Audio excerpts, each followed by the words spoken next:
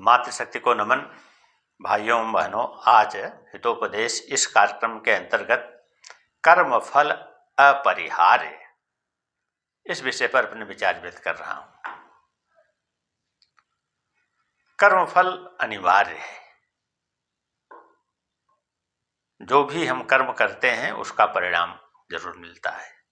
हम भोजन करते हैं तो भूख से तृप्ति मिल जाती है, पानी पीते हैं तो प्यास बुझ जाती है।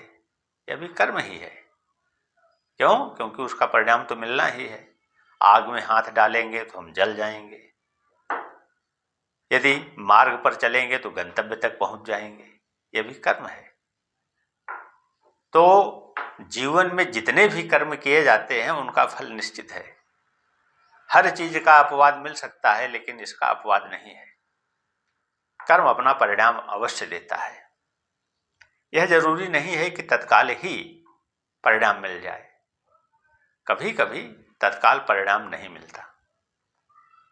कर्म जो है वह इकट्ठा होता जाता है और जन्म जन्मांतर के जो किए हुए कर्म है वह कब उदय में आकर के मनुष्य को फल दे दें, इसे मनुष्य नहीं जानता, लेकिन देते जरूर हैं। इसमें छुटकारा नहीं मिल सकता। इसलिए हमें ऐसा कर्म करना चाहिए जो कि धर्म की श्रेणी में आ जाए। धर्म पूर्वक कर्म करना चाहिए, बुरा कर्म नहीं करना चाहिए। यदि आदमी बुरा कर्म करता है तो वह पाप का भागी होता है और वह जन्म जन्मांतर तक जीव का पीछा किए रहता है और समय आने पर फल अवश्य देता है। इसलिए कर्म फल का त्याग कभी नहीं किया जा सकता।